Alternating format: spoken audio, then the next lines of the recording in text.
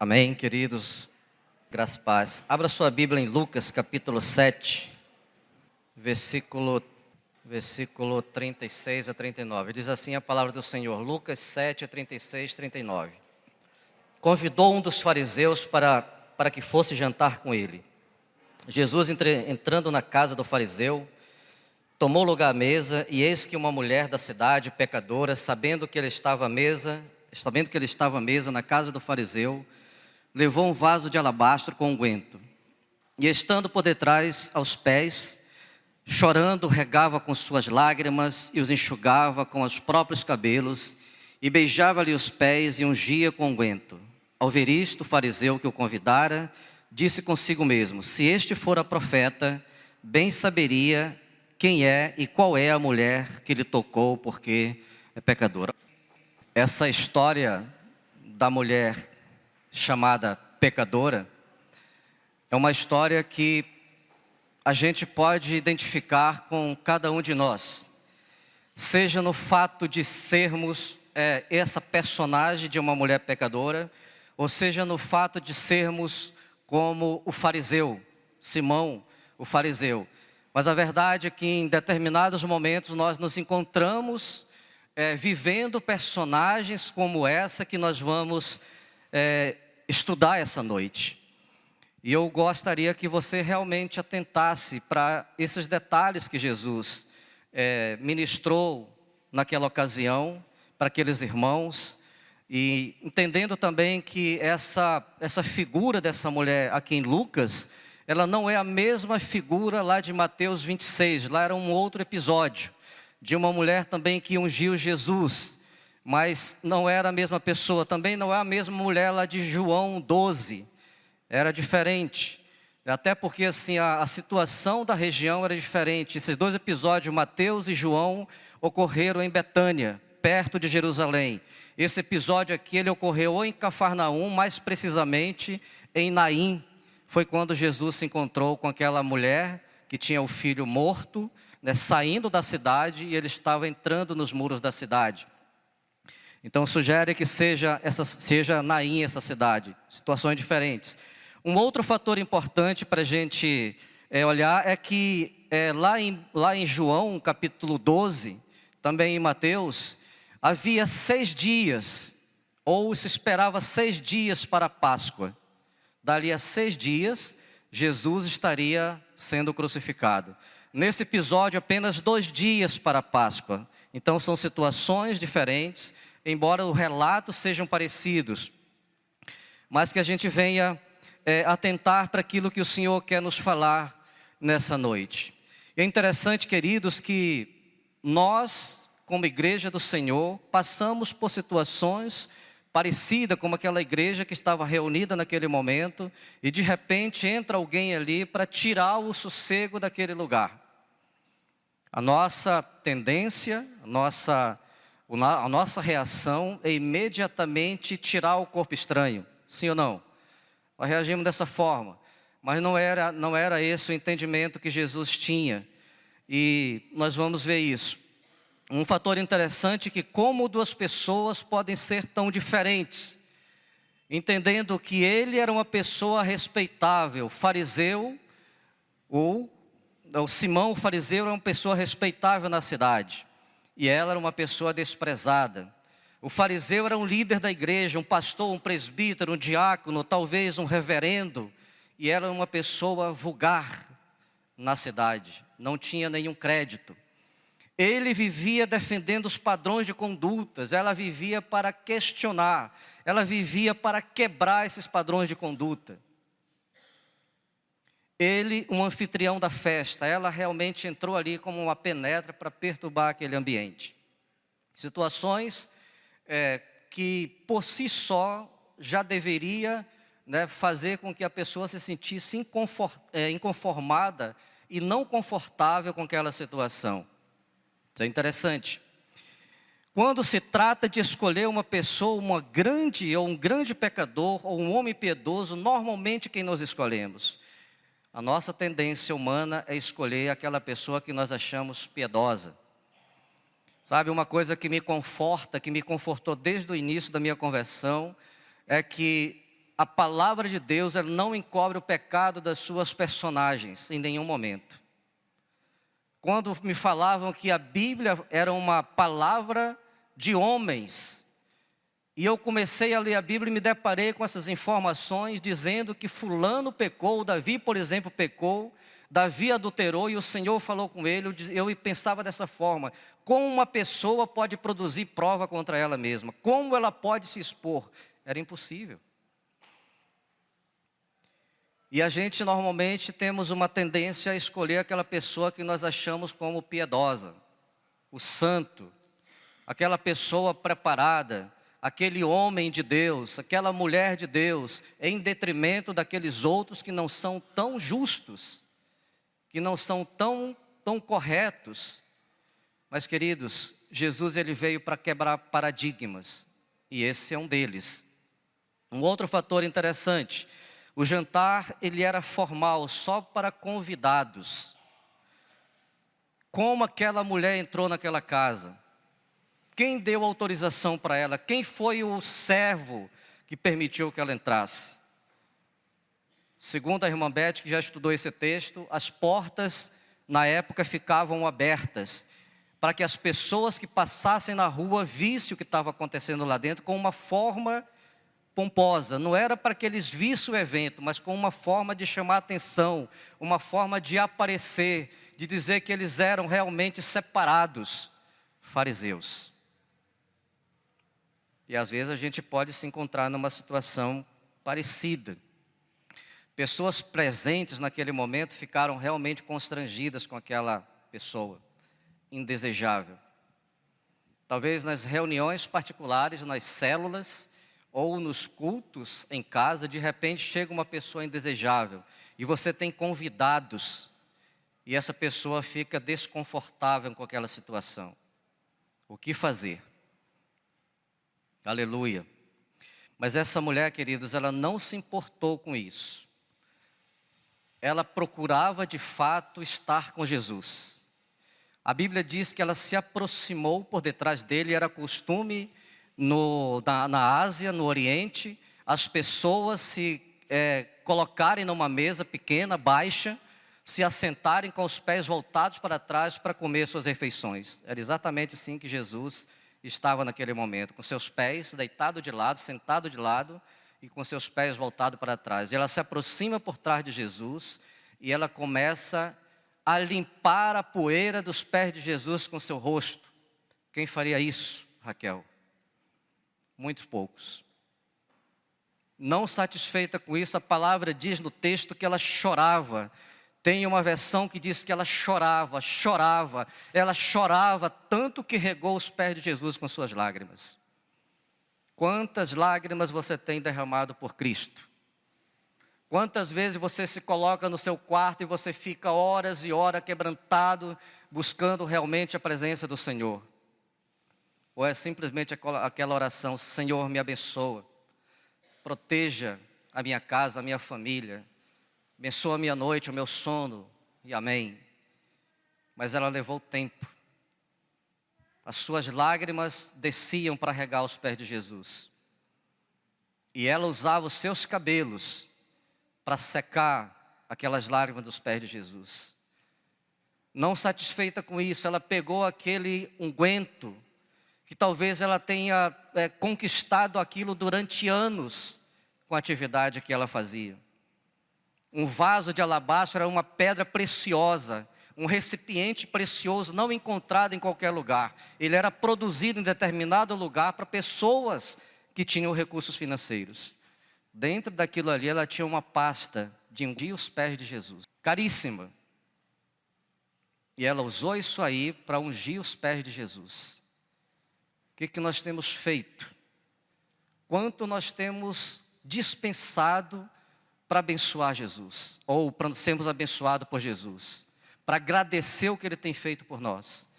Quanto nós temos dispensado realmente de tempo para sermos abençoados, nos colocando aos pés de Jesus, para que Ele nos olhe, para que Ele nos atenda, para que Ele nos ouça? Isso leva algum tempo. Um outro fator importante: quando esse fariseu, Simão, viu aquela cena, ela deitada, sentada por trás de Jesus, chorando, tocando nele, a primeira reação dele é: se esse homem fosse de fato profeta, ele saberia quem é essa mulher, porque ela é pecadora. A versão, querido, siríaca, ela diz que pecadora é uma mulher sem caráter, de má fama, de condição desprezível. Era assim que as pessoas viam. Como é que esse homem pode permitir que essa mulher toque? Primeiro, não podia a mulher se aproximar do homem. Segundo, como é que essa mulher pecadora permite? Se esse homem fosse de fato profeta, ele saberia quem é. Por que ele falava isso? Era comum as pessoas tidas como profetas, elas julgarem e elas cheirarem no sentido de discernir aquele pecador. Além disso, era comum que os pecados daquele pecador fossem expostos publicamente. Mas Jesus não fez isso. A palavra, ela nos afirma que ele não veio, de fato, para nos agredir, para nos colocar em vexame.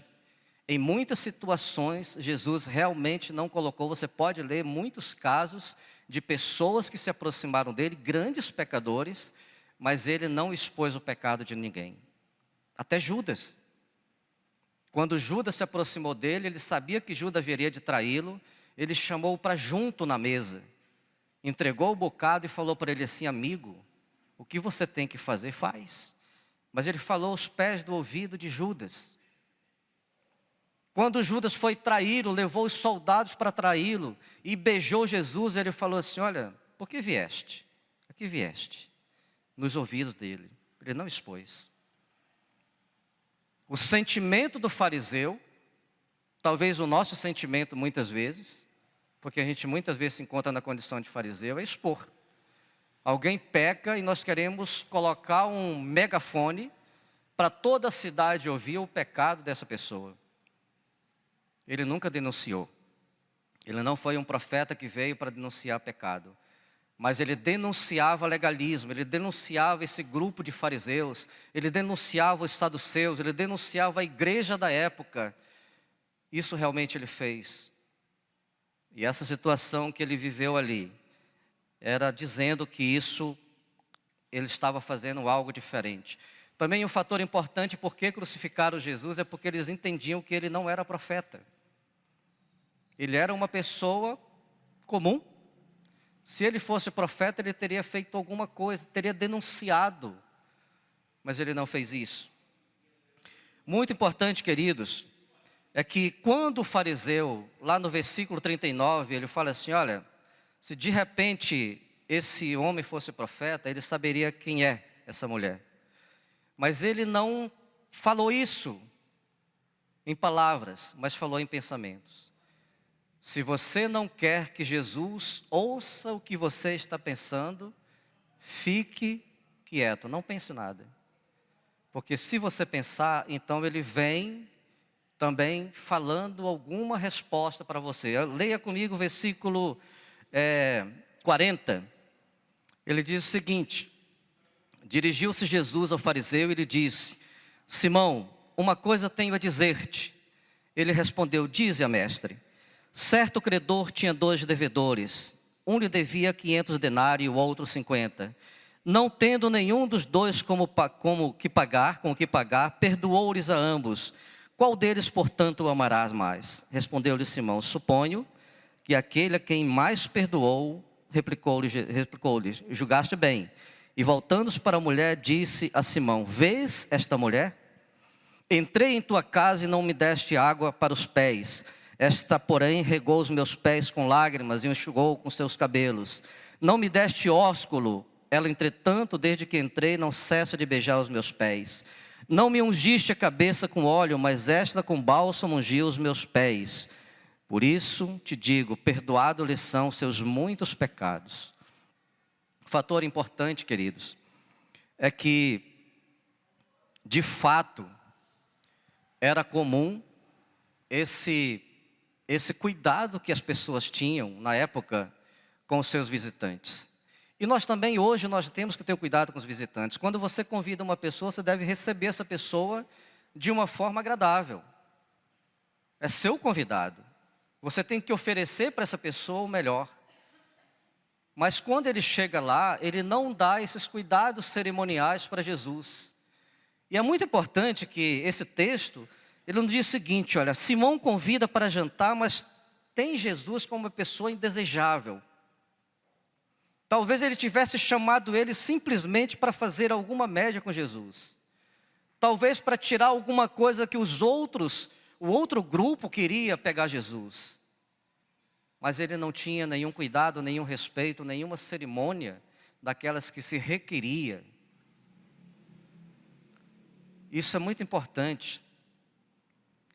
E muitas vezes nós fazemos reuniões, nós fazemos festas, nós fazemos agregamentos, nós comemos, nos alegramos, nos abraçamos, nos confortamos, mas Jesus não está no meio. O nome dele não é citado. A sua palavra não é proferida. Simplesmente estamos numa reunião. Era exatamente isso que o fariseu queria. Vou chamar. Mas é uma pessoa que eu não tenho nenhum relacionamento com ela, não tenho nada a ver com ela. Vai estar aqui por estar. Qual é a diferença entre uma mulher pecadora e um homem? Quem deveria de fato dar esses convívios para ele? Quem devia de fato lavar os pés? Quem devia de fato beijá-lo? Quem devia de fato realmente dar esse cuidado que ele precisava como um convidado? Fariseu. Ele era o pastor daquele local. Ele era o líder daquela casa. Ao invés disso, foi a mulher que realmente fez aquilo que ele deveria fazer.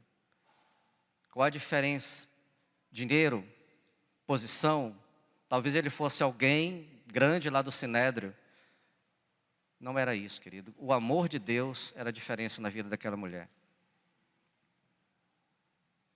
Tudo que nós fazemos, de fato, o amor de Deus, ele tem que estar permeando dia a dia a nossa vida, dia a dia o nosso coração, as nossas ações e atitudes. Nada do que se faça sem isso, a gente vai conseguir resultados. E é muito interessante que, quando nós imaginamos assim, nós falamos muito sobre isso, o amor. Pregamos sobre amor, falamos sobre amor, em todos os lugares falamos sobre amor, mas a gente não tem. De fato, quando nós precisamos, nós não temos.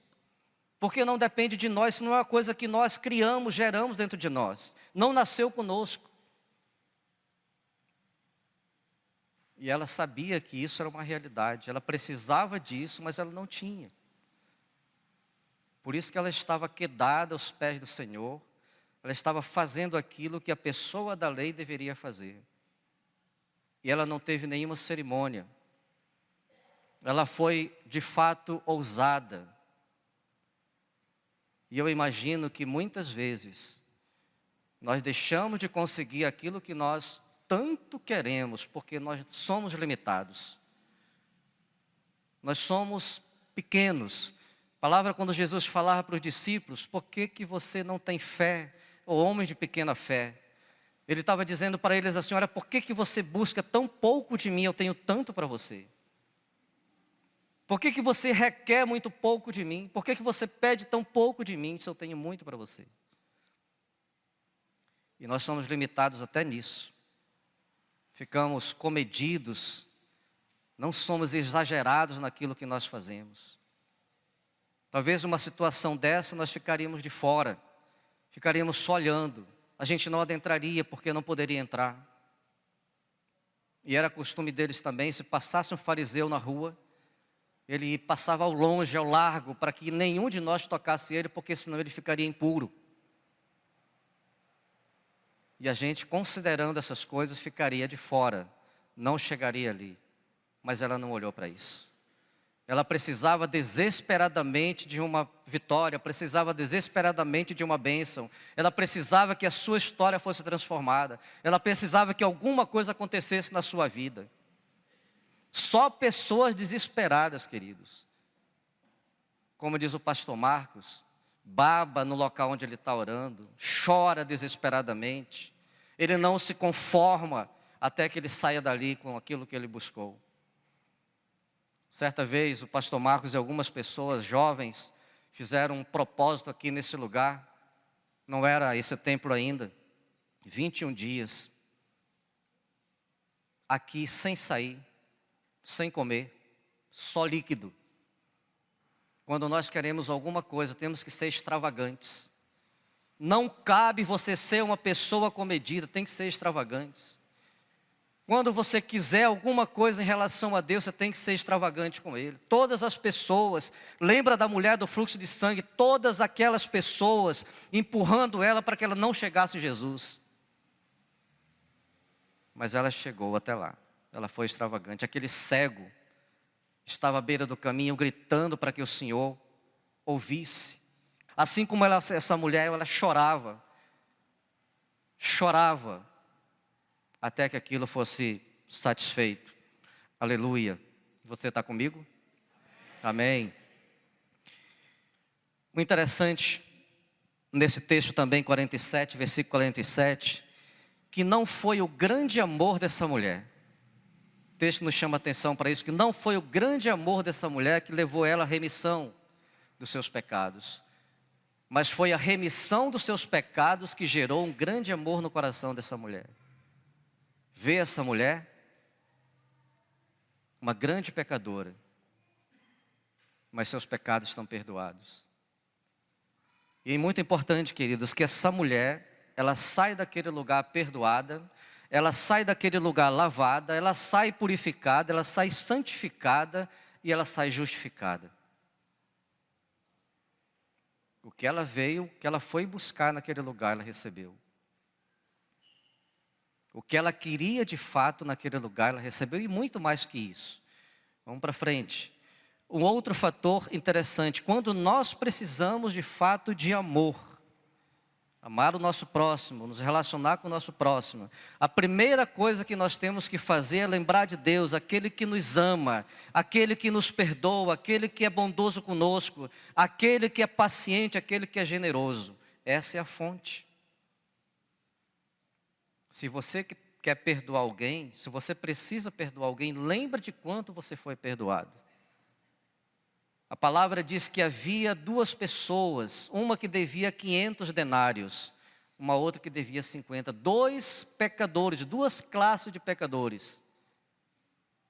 Um podia ter pecado contra Deus, era um pecado grande, considerado. Um outro podia ter pecado contra o seu irmão, era um pecado pequeno. Mas ambos pecadores estavam na mesma condição de julgamento. Não havia para Deus, não há para Deus pecado grande ou pecado pequeno. Mas ele diz assim, olha, tanto um quanto o outro que deviam, e quando nós nos colocamos na condição de pecadores, somos devedores de Deus. Isso é um fato. É a Ele que nós ferimos, é a Ele que nós atingimos. E somente Ele, queridos, o pecado, de fato, atenta contra uma pessoa infinita. E é uma transgressão infinita. E só pode ser aplacada por algo infinito. Não por nós que somos limitados. Teria que ser Jesus. Teria que ser a graça de Jesus. Teria que ser através dele. E eu imagino que aquela mulher, ela deve ter ouvido isso. Esse capítulo 6 de João, capítulo 6 de Lucas, você vê muitas vezes Jesus falando sobre isso. Talvez ela tenha percebido, tenha visto Jesus perdoando as pessoas. Talvez ela tenha visto Jesus curando leprosos, purificando leprosos, dando vista a cegos, fazendo surdos ouvir e gagos falarem. Talvez ela tenha visto os mortos sendo ressuscitados por Jesus. Ela sabia que ela precisava de fato de algo sobrenatural e que só havia em Jesus. Um grande pecador precisa de uma bênção sobrenatural. Amém? Outro fator interessante, capítulo 42, versículo 3 de Isaías, o 9 também, 6, 7, o 11, 2, 3, ele fala sobre isso, mas a palavra diz que não esmagará, o texto diz assim, não esmagará a cana quebrada, nem apagará a torcida que fumega, nem verdade promulgará o direito, não desanimará, nem se quebrará, até que ponha na terra o direito e as terras do mar guardarão a sua doutrina. De fato, Jesus, ele não veio para dar o tiro de misericórdia. Por isso que nós estamos aqui.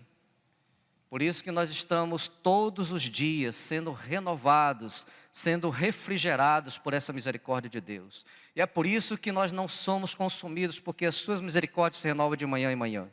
E elas não têm fim. Ele não veio de fato para esmagar aquela pessoa que já estava à beira da morte. Ele não veio para destruir aquele pecador que estava pedindo misericórdia. Apagar a torcida que fumega. Quem já morou na roça sabe que a lamparina ou a poronga vai queimando, queimando, chega um momento que fica só aquela cinza. E você tem que chegar lá e colocar o dedo para que aquela luz volte outra vez. Ele não veio para fazer isso. A palavra diz lá em Isaías 9, né, que um menino nos nasceu, um filho se nos deu. O governo está sobre os seus ombros. Ele será Deus forte, Pai da eternidade, Príncipe da paz. Ele veio para nos trazer isso, queridos. E quando esse texto está falando sobre essa mulher e sobre aquele fariseu, nós podemos entender isso como uma situação que ocorreu de fato, mas o texto nos sugere graça de Deus. Graça para mim e para você, graça para todas as pessoas que precisam da misericórdia de Deus, de Jesus. O pequeno e o grande pecador. Aquela pessoa que se afastou, aquela pessoa que se distanciou, aquele que nunca quis, a graça de fato veio para ele. Somente Jesus tem isso para nós. Somente Ele pode fazer isso em nosso coração. Não adianta nós buscarmos isso em outro lugar, em outra pessoa. Não adianta a gente correr de um lado para o outro se não for Jesus. Essa é a graça, queridos. Deus Ele nos proveu isso para que nós realmente tivéssemos vida. Uma outra coisa, Jesus, através disso, perdoa os nossos pecados, através dessa graça disponível para cada um de nós. Quita os nossos débitos, 550. Satisfaz a exigência do Pai e nos faz filhos e participantes da sua natureza divina. Quer mais? Tudo aquilo que Ele prometeu, se você quiser, Ele vai cumprir. Tudo aquilo que Ele prometeu na sua palavra, se você se quedar diante dEle, Ele vai cumprir. Vai te fazer realmente participante da sua natureza divina. Depois, será que Ele ouviu essa mulher? Será que ela realmente ouviu em algum lugar? Com certeza ela ouviu, né? Interessante também, querido, que uma coisa certa, que ela estava sedenta. Nesse texto nos mostra que ela estava sedenta. Ela estava sedenta por causa da sua culpa. Toda a sociedade a jogava pedra naquela mulher. Ela estava sedenta pelas noites de felicidade que ela buscava e não encontrava. Ela estava sedenta realmente para que a sua história fosse transformada, fosse mudada, a sua geração.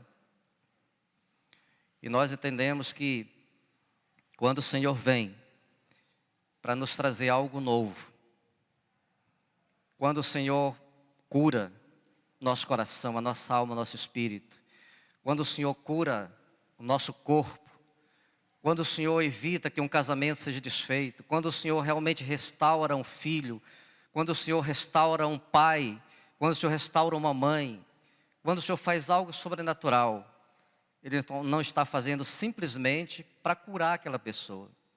Ele está pensando em algo muito maior. Ele está pensando numa geração. O início da palavra do texto, lá de Lucas 7, ele fala que um certo homem, centurião, manda algumas pessoas até Jesus dizendo que um servo dele estava doente.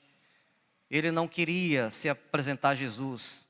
E quando Jesus estava voltando para se encontrar na casa dele, para ir na casa dele, ele manda outros funcionários, empregados, servos, dizer para Jesus: olha, eu não sou digno de entrar na tua casa.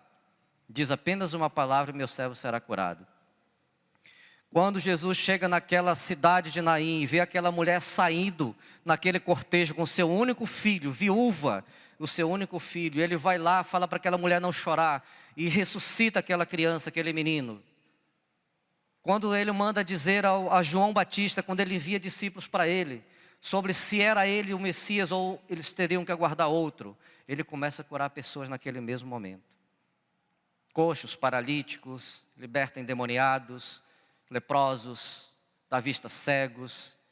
E ele manda dizer a João: olha, fala para ele o que vocês viram e ouviram, o que eu estou fazendo. Quando ele se encontra com essa mulher pecadora, A situação que Jesus tinha para esses fatos é que ele não queria que essa geração, essa futura geração, ela fosse interrompida. Quando o Senhor salva você, quando o Senhor me salva, quando o Senhor salva as nossas famílias, é para que essa geração não seja interrompida. Para aquele pai, para aquela mãe que tem um filho em situação degradante, o Senhor vem com sua providência para que essa geração não seja interrompida. Quando ele tratou com Sara, quando tratou com Rebeca, quando tratou com Raquel, quando ele tratou com Ana, que eram mulheres estéreis, e ele deu vida para essas mulheres, para que essa geração não fosse interrompida. Quem pode dizer aleluia?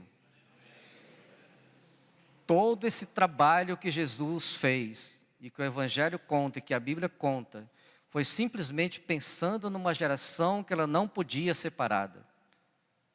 Quando essa igreja está nesse lugar, é para que essa cidade seja liberta, para que essa geração, ela não seja interrompida.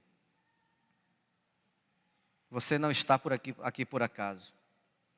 Está aqui para que a sua geração não seja interrompida. Está aqui para que você seja um instrumento de bênção na vida de alguém, para que essa geração não seja interrompida. Quando ele liberta um viciado, quando ele liberta uma pessoa alcoólatra, ou de qualquer outro vício, ele está fazendo isso para que essa geração não seja interrompida. Esse era o grande fator diferente. E aquela mulher estava ali aos pés de Jesus, exatamente pensando nisso. Se ela não recebesse a bênção que ela foi buscar, aquela geração não continuaria, ela não existiria. Ela seria simplesmente uma mulher na história daquela cidade. A gente não sabe o nome. A Bíblia não fala do nome. A gente não sabe se ela continuou naquela cidade. Mas eu creio que a história daquela mulher mudou, com certeza. E aquela geração daquela mulher foi diferente. Como tantos outros casos que nós vemos na Bíblia. Jesus agindo de uma forma poderosa para que aquilo não tivesse continuidade, queridos. Esse é o nosso clamor diante do Senhor. Dia a dia, clamando ao Senhor para que essa história seja mudada, para que isso não se repita, para que isso não vá à frente, para que a nossa família seja transformada, para que os nossos sejam encontrados, para que os nossos sejam alcançados, para que essa geração ela não seja interrompida. E eu sempre digo, que atrás de uma pessoa, de um nome, existe sempre uma outra, um irmão, um pai, uma mãe, um tio, um primo, um sobrinho. Esse é o propósito do Evangelho. O impacto do Evangelho na nossa vida é para que nós sejamos instrumentos de vida, instrumento de bênção para aquelas pessoas que estão carecendo, precisando, em nome de Jesus. Fica 3 fatores para nós. Primeiro, os nossos pecados, eles são iguais. Não importa se você é um pastor, não importa se você é o pior pecador. É igual para Deus. Não vai fazer nenhuma diferença se é pecado pequeno, se não é. Não vai fazer nenhuma diferença se você é um líder de igreja ou se não é. Para Deus a mesma coisa, o julgamento vai ser o mesmo. Não vai haver nenhuma misericórdia, a não ser que você se arrependa. Segundo fator que essa palavra nos deixa, a graça de Deus em Cristo quita todas as nossas dívidas, perdoa todos os nossos pecados, transforma as nossas vidas, muda a nossa história. Terceiro fator que essa história nos diz, que essa geração, que essa nossa geração, ela tem que ser alterada. Está nas nossas mãos mudar a nossa geração. E olha, eu vou te falar uma coisa, lá o pastor Rick Warren, ele fala que, já mencionei isso aqui no Tadel passado, ele fala que nós somos fiéis à nossa palavra, fiéis às nossas mensagens, fiéis no que nós ensinamos, mas não somos fiéis naquilo que nós fazemos, como nós procedemos. E ele menciona assim que Jesus esteve 3 anos e meio com os discípulos. Ele de fato formou aqueles homens, para que quando ele saísse, aqueles homens mudasse a história da humanidade. Foi exatamente o que fez, o que eles fizeram. trabalhou com eles, mudou a história deles para que eles mudassem a história de muitas pessoas. Nós estamos aqui exatamente por conta deles.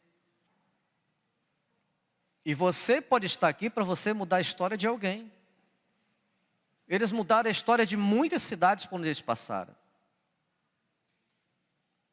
Quando ele se encontra com Paulo naquela estrada indo para Damasco, ele se encontra com Paulo exatamente para mudar a história de muitas cidades, muitas civilizações. Não foi simplesmente por ele.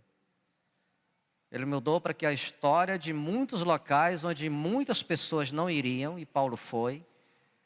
E aí é uma coisa muito interessante para nós. Tem locais que cada um de nós não vai ter acesso, mas o outro que está do nosso lado tem. Então ele faz isso, muda a história de alguém que está do nosso lado para mudar a história de onde nós não temos acesso. E nós temos aqui uma diversidade de pessoas de todas as áreas da cidade, todos os cantos, todos os bairros, todas as empresas. Faça isso. Tenha no seu coração que você sai daqui com esse sentimento que essa geração ela não pode ser interrompida, você tem que mudar. Amém, queridos? Em nome de Jesus. Então, construa essa palavra no decorrer dessa semana. Não fique preso àquilo que a gente está falando aqui. A gente não esgota isso. Temos pouco tempo para isso. Peça ao Senhor orientação para que Ele possa, de fato, trabalhar no seu coração, trabalhar na sua vida. Você seja um instrumento poderoso, uma flecha que acerta o alvo, dia a dia. Amém?